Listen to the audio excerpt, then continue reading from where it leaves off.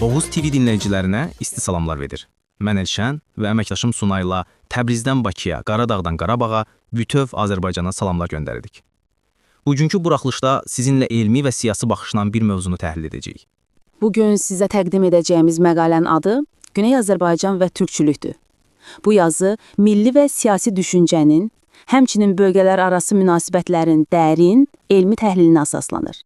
Elşən, başlayaqmı? Hə Suna, başlayaq. Vətən uğrunda dəliqanlıyıq, fəxr edirik Azərbaycanlıyıq. Biz dəliqanlı, başı tufanlıyıq, fəxr edirik Azərbaycanlıyıq.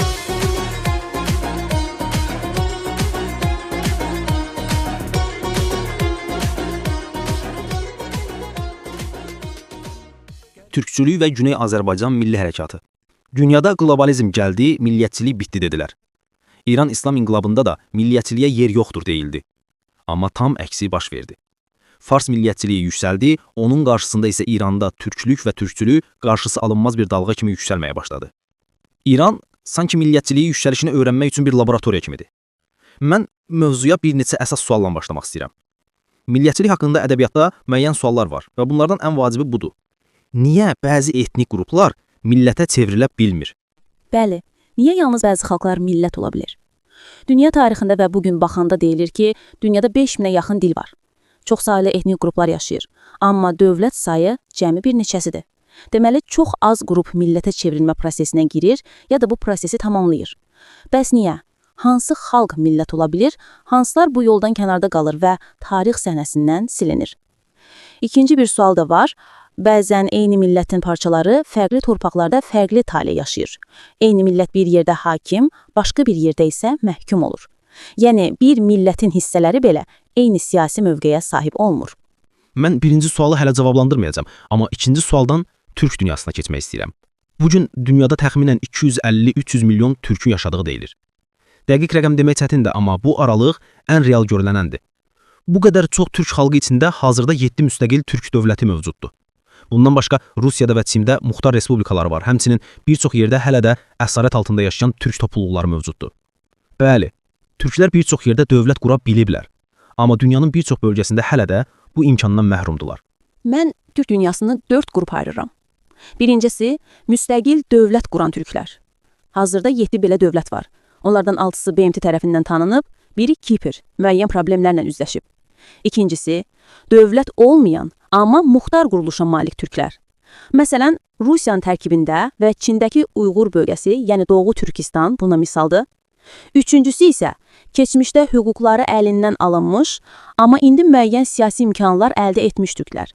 Məsələn, İraqdakı və ya Balkanlardakı türk icmaları və dördüncüsü, bütün hüquqlarından məhrum olmuş, ağır təzyiq altında yaşayan türklər. Bunlar nə müstəqil dövlətə, nə də muxtar idarəyə sahib deyirlər. Bu 4 qrup içində maraqlı bir sual çıxır. Hansılar öz kimliyini qorumaqda daha güclüdür? Cavab sadədir. Yalnız müstəqil dövlətə sahib olanlar. Digərlər, yəni muxtariyyətə malik olanlar və ya müəyyən hüquqları olanlar belə tam mənada öz kimliyini qorumaqda çətinlik çəkirlər. Bunu biz Krımda, Suriyada və İraqda açıq şəkildə gördük. Bir çox türk topluluqları təliyin ixtiyarında buraxılmış kimi görünür. Deməli, nəticə budur ki, yalnız müstəqil dövlətə sahib olan türklər öz varlıqlarını qoruyub inkişaf etdirə bilir. Digər qruplar isə daim təhlükə altındadır, bəziləri yoxulma mərhələsinə gəlib çatıb, bəziləri isə dirəniş göstərərək yenidən tarix səhnəsinə çıxmaq istəyir. İndi əsas hissəyə gələk. İran türkləri dövlət qurmaq potensialı ən yüksək olan türk topluluğudur. Onlar təzyiq altındadılar, amma eyni zamanda bütün türk xalqları arasında dövlət qurmaq gücü ən çox olan qrupdular. Bəli, Doğu Türkistanda daxil olmaqla bütün türk topluluqları içində İran türkləri ən güclü potensiala sahibdir. Bu səbəbdən onlar türk dünyası üçün strateji və tarixi baxımdan kilit əhəmiyyətə malikdir. Bu sadəcə təbliğat deyil, elmi və real bir faktordur. Tarixdən də belə olub. İran Türkiyədən sonra türklərin ən çox yaşadığı ölkədir. Bütün assimilasiya cəhdlərinə baxmayaraq, türklük orada hələ də canlıdır, diridir, hətta tarix sadəcə siyasi deyil, həm də mədəni və sosial anlamda öz varlığını qoruyur. Bununla yanaşı İranın yerləşdiyi bölgə coğrafi və geosiyasi baxımdan çox həlledici mövqeydədir. Tarixən türk xalqlarının ən böyük tragediyalarından biri Osmanlı ilə Səfəvi qarşı duruşması idi.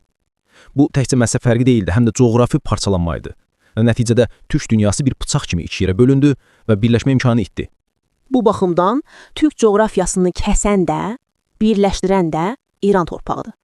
İran türklərin yaşadığı ərazi Türkiyə ilə Orta Asiyanı birləşdirən quru körpüsüdür.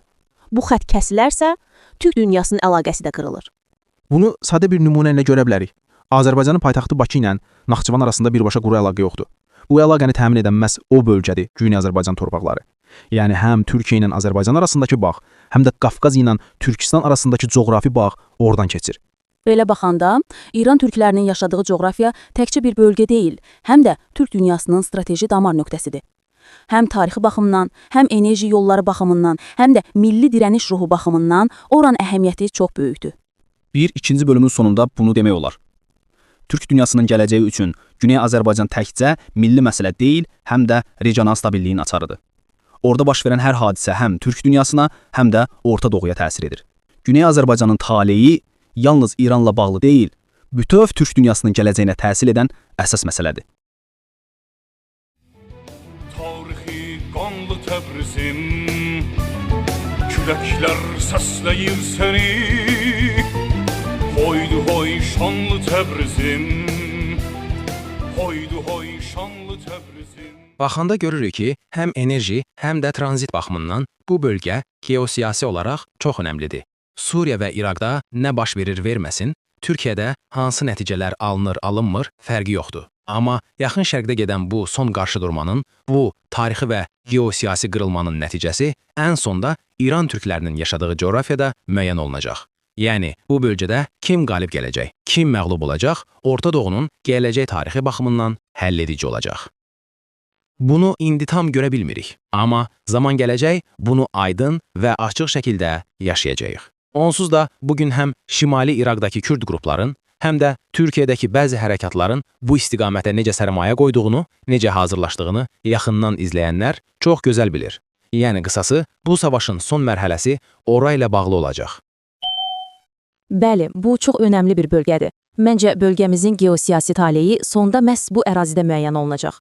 Bəlkə bugün o qədər danışılmır, amma sabah bu məsələ qaçılmaz şəkildə gündəmə gələcək. Çünki son 20 ildə Suriya və İraqda gördüklərimiz əvvəllər heç xəyal belə edə bilmədiyimiz dəyişikliklər idi.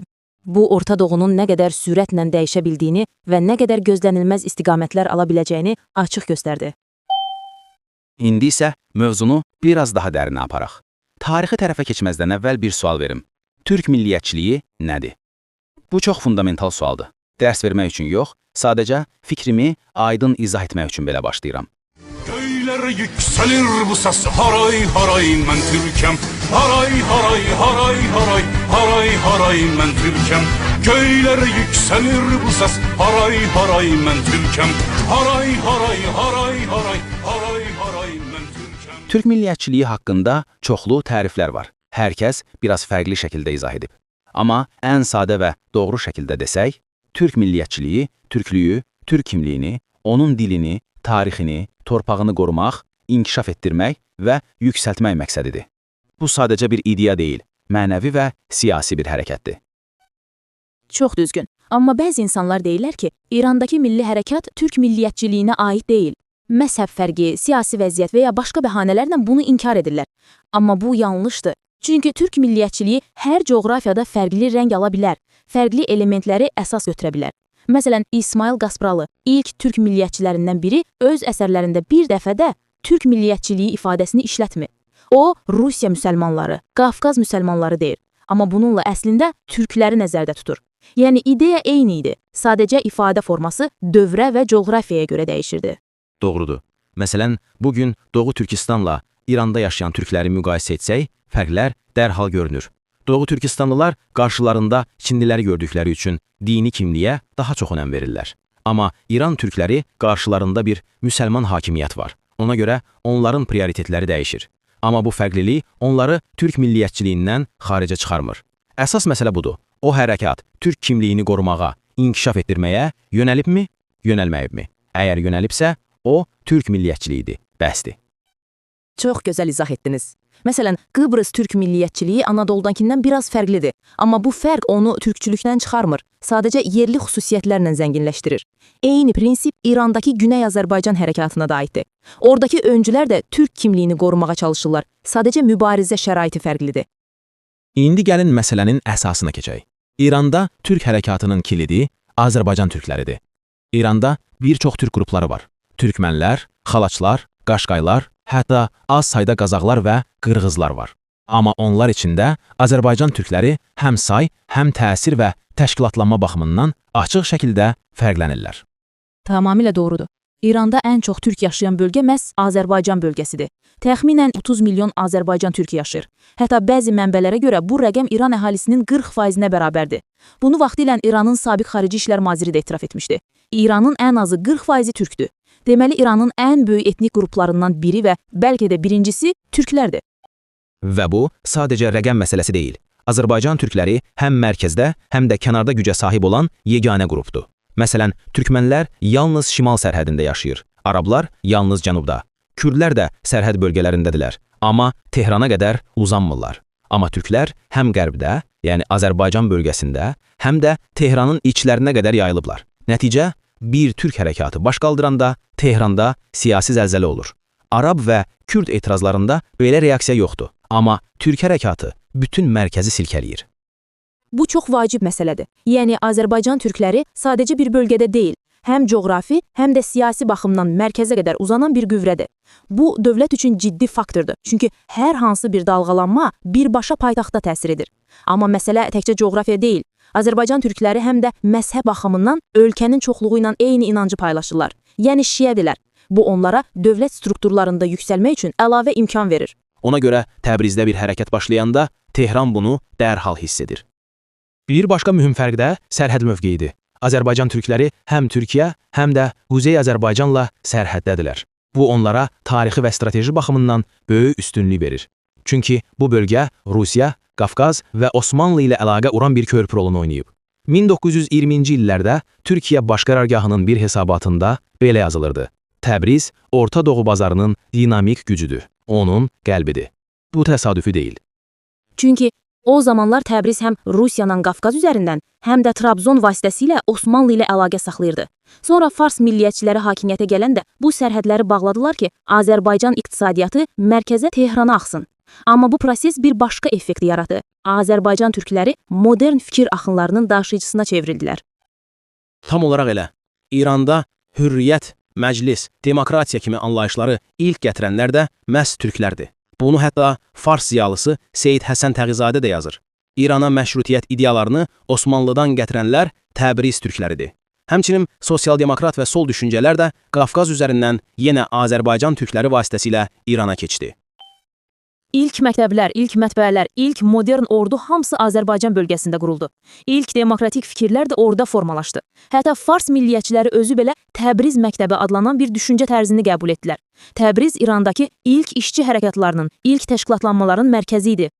Bu səbəblə Azərbaycan türkləri təkcə say və iqtisadi güclə deyil, həm də mədəni və ideoloji öncülüyü ilə fərqlənirlər. Onlar İrandakı modernləşmə prosesinin əsas aparıcı qüvvəsi olublar.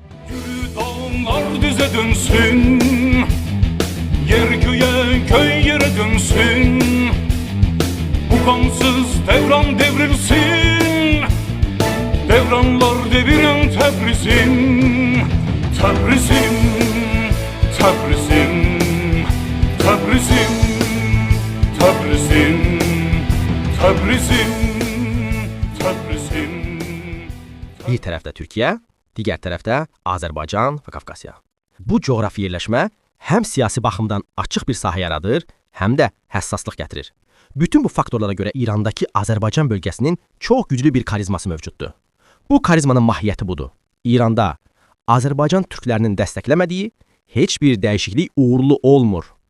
Baxın, tarix boyu bunu aydın görə bilirik. 1906-cı ildəki məşrutiyyət inqilabında belə olmuşdu. 1979 İran İslam inqilabında da eyni mənzərə yaşandı. 2009-cu ildə Tahranda yaşanan yaşıl hərəkat çox güclü idi, amma Təbriz və Azərbaycan türkləri onu dəstəkləmədiyi üçün hərəkat uğursuz oldu. Bu çox açıq bir həqiqətdir. Yəni bu xalq İran tarixində həmişə son sözü deyən qüvvə olub. Amma uzun illər boyu Azərbaycan türkləri öz milli kimliklərini ön plana çıxarmayıblar. Çox zaman başqa ideoloji və dini faktorların təsiri ilə hərəkət ediblər. Lakin 1979-dan sonraki dövrdə bu vəziyyət dəyişməyə başladı. Artıq türklər öz kimliklərinə qayıdırlar. Bəs niyə indi bu dönüş baş verir? Bunun tarixi səbəbləri çox dərindir. İran coğrafiyası boyunca 20-ci əsrdə mərkəzdən uzaqlaşma arzusu həmişə olub. Hətta qərb tarixçilərindən Canxoran yazırdı ki, İranda nə zaman mərkəzi hakimiyyət zəifləsə, Azərbaycan özünə yeni yol axtarır. Bu 100 ildən artıq bir prosesdir. 1906-cı ildə İranda məşrutiyyət fərmanı elan olunur. Azərbaycan türkləri bu hərəkatın ən önəmli dayağı olur. 1908-də Təbriz Rusiya və mərkəzi hakimiyyət qüvvələri tərəfindən mühasirəyə alınır, amma Təbriz təslim olmur. 1909-da məşrutiyyət yenidən bərpa edilir və Azərbaycan bu uğurun qəhrəmanı kimi tarixə düşür. O dövrdəki siyasi tələblərə baxdıqda, hər nə qədər açıq şəkildə türk kəlməsi işlədilməsə də, Azərbaycan milləti anlayışı çox yerdə qeyd olunur. Yəni, milli düşüncə oradadır, sadəcə ad fərqlidir. 1906-1911-ci illər arasında Azərbaycan türkləri eyalət əncüməni istəyirlər. Yəni, bölgə özünü idarə etsin, öz taleyinə sahib çıxsın. Lakin 1911-də məşrutiyyət məğlubiyyətə uğrayır və ölkə xaosa sürüklənir.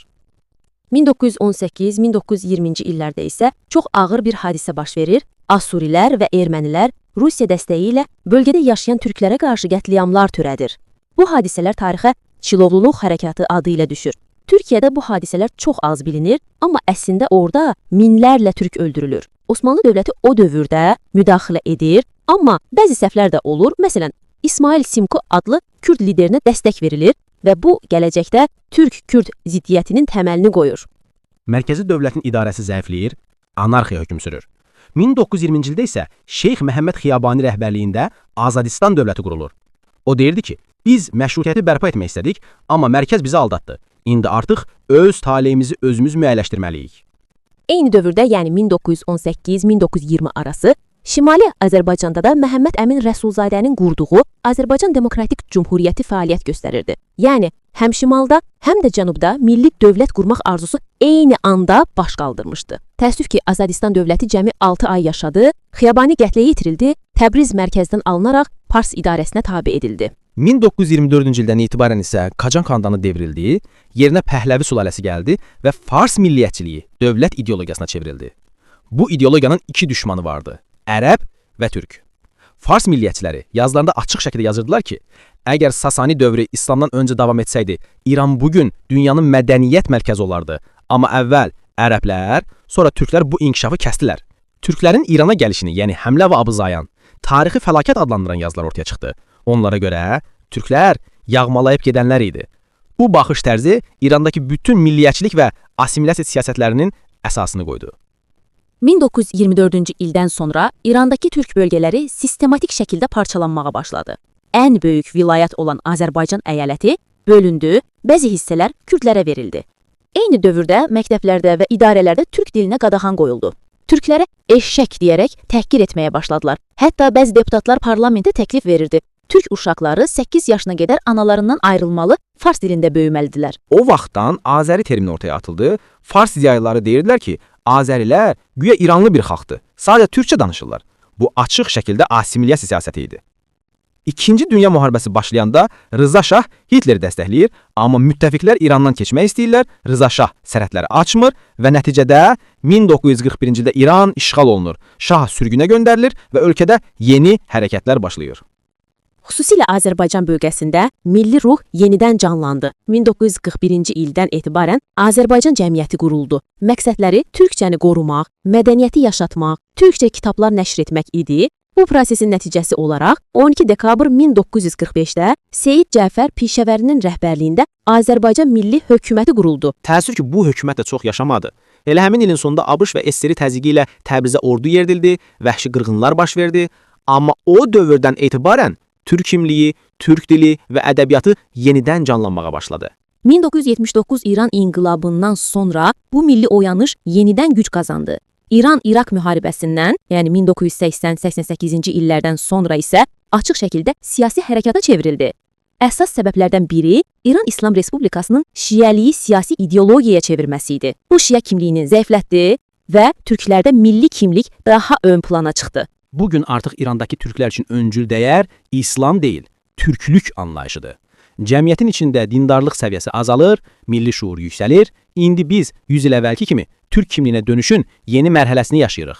İran İslam Respublikasının ideoloji çöküşü Türk kimliyinin daha çox görünməsinə yol açır. Bununla birlikdə rejimin iqtisadi, siyasi, ideoloji və əxlaqi iflası mövcuddur. Bu vəziyyəti özləri də açıq şəkildə ifadə edirlər. Soruşurlar, biz inqilabı niyə etdik? Hədəflərimiz nə idi? İdeal bir insan, ideal bir cəmiyyət yaratmaq istəyirdik. Əxlaqın hakim olduğu, maddiyyatın deyil, nəfsaniyyətin deyil, hürriyyətin və ilahiyyətin üstün olduğu bir toplum istəyi ilə hərəkət etdik. Amma nəticədə toplumun əxlaqi uğuru əldə olunmadı. İnsanlar məscidlərə getmirlər, gənclər namaz qılmırlar. Onların dini qayğıları yoxdur. Özləri bunu açıq deyirlər. Çox fərqli bir şey yaşadıq. İnqilab iddia etdiyi heç bir şeyi reallaşdıra bilmədi. İnqilabın ideal cəmiyyət və insanı yarada bilməməsi böyük ideoloji bunalıma yol açdı. Bugün İran cəmiyyəti ən böyük ideoloji və əxlaqi buhran içindədir. Uyuşturucudan tutmuş, digər mənfi hallara qədər ən çox istifadə edilən yerlərdən biridir. Tahran bələdiyyə başçısı köməkçisi deyir ki, Tahrana hər gün 5 ton esrar daxil olur. Yəni dini inqilab insanları dinsizləşdirdi. Məsələn, Azərbaycan ilk inqilab hökumətinə Həməniyə məktub yazır.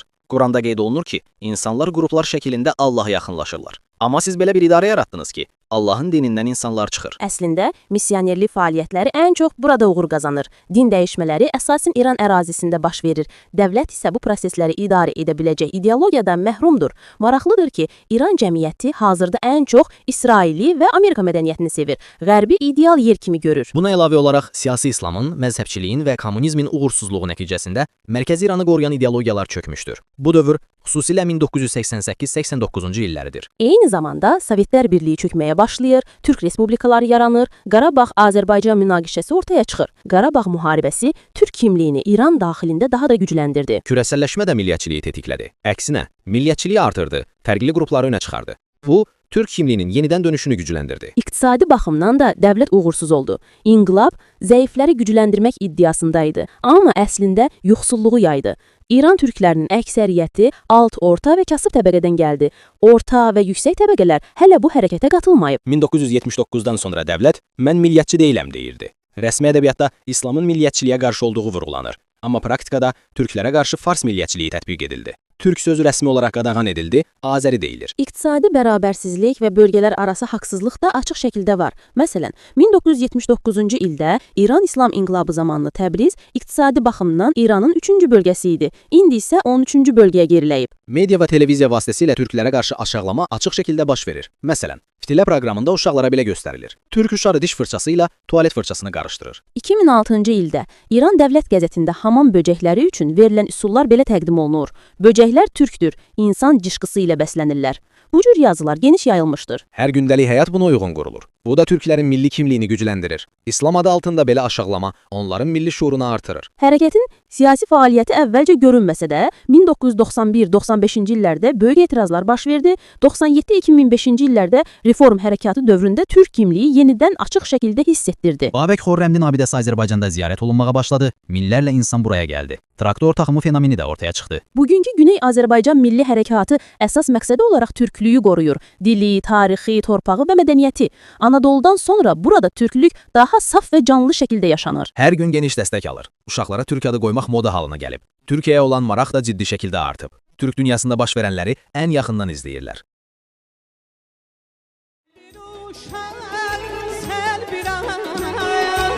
Odur ki bağlıyam sana, odur ki bağlıyam sana. Hansı sərtəyə, hansı yanaya, yutsam da yuvam sənsən. Elim gülüm, obam sənsən. Ay canım Azərbaycan, ay gözüm Azərbaycan. Bugünkü bölümümüzdə Güney Azərbaycanda milliyyətçilik və türkçülük hərəkatının yüksəlişini, eləcə də türkçülüklə bərabər anayurtçuluq, yəni Azərbaycançılıq düşüncəsinin necə formalaşdığını və bölgədə necə gücləndiyini analiz etdik. Bugün artıq Güney Azərbaycanda türk kimliyi və Azərbaycan vətən anlayışı getdikcə daha aydın şəkildə önə çıxır. Xalqın düşüncəsində və gündəlik həyatında öz yerini tapır. Bugünkü bölümümüzü burada tamamlayırıq. Biz Oğuz TV komandası olaraq növbəti bölümdə yenidən fərqli bir mövzu ilə qarşınızda olacağıq. Unutmayın, dilini, kimliyini və tarixini qoruyan millət heç vaxt itmir. Yaşasın bütöv Azərbaycan. Türk oğlu isyan, azad ol. Azad ol. Azad ol.